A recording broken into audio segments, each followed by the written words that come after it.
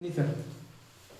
अगर मैं फिर से ये कहूंगा कि आपके पास यहाँ पर v is greater than omega आ रहा है, तो आप जब बॉटम ऑफ पॉइंट पर ध्यान दीजिएगा तो ग्राउंड के रेस्पेक्ट में फॉरवर्ड डायरेक्शन में मूव कर रहा है, मतलब कि फॉरवर्ड स्वीपिंग है तो काइनेटिक फ्रिक्शनल फोर्स आपका लगेगा बैकवर्ड डायरेक्शन में लगेगा, to make v equal to omega. अगर मैं फिर से बोल रहा हूँ, अगर आप बॉटम ऑफ पॉइंट पर ध्यान दीजिएगा तो ग्राउंड के रेस्पेक्ट में फॉरवर्ड डायरेक्शन में मूव कर रहा है, मतलब फॉरवर्ड स्वीपिंग है, मतलब कि काइनेटिक फ्रिक्शनल फोर्स आपका बैकवर्ड डायरेक्शन में लगेगा, to make v equal to omega.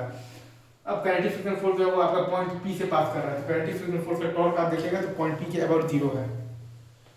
मतलब कि आप पॉइंट P के अबाउट आप एंगुलर मोमेंटम कैसे लगा सकते हैं। तो m v naught r plus 2 by 5 m r square into आ जाएगा आपके पास v नॉट बाई 3 r बराबर आ जाएगा 7 by 5 into m into v pure rolling into r। तो v प्योर रोलिंग आपके पास आ जाएगा 17 v नॉट बाई 21 और वहीं से आपके पास ओमेगा प्योर रोलिंग आ जाएगा 17 v नॉट बाई 21 r।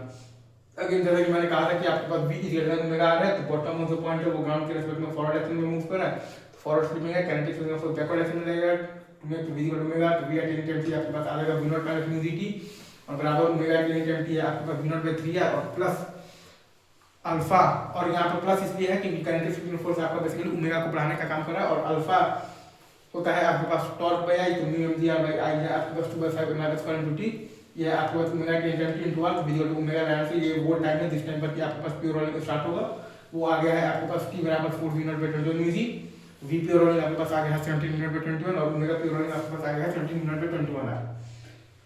अगर आपसे कोई बोल दे कि work done by the kinetic frictional force बताइए तो आप लगा दीजिएगा वर्क एनर्जी थ्योरम, तो आपके पास आ जाएगा 7 by 10 into m into v pure rolling का होल स्क्वायर, मतलब कि 289/441 into v naught square minus initial kinetic energy है आपके पास half m naught square plus half i है आपके पास 2 by 5 m square into omega naught का होल स्क्वायर, मतलब कि v नॉट बाई 3 का होल स्क्वायर, या फिर आप चाहे तो integral of the f dot j से भी आप ये वर्क डन निकाल सकते हैं,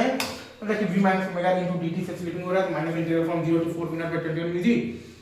v at in time t आपके पास v not minus mu g minus omega in time t आपके पास v not by 3 plus 5 mu m g r t by 2 m r square into r into dt से splitting हो रहा है, और into mu m g आपके पास f बराबर mu m g, आप कुछ जैसे मन आप वैसे कीजिए, आपको कॉन्सेप्ट समझ में आना चाहिए, ठीक है।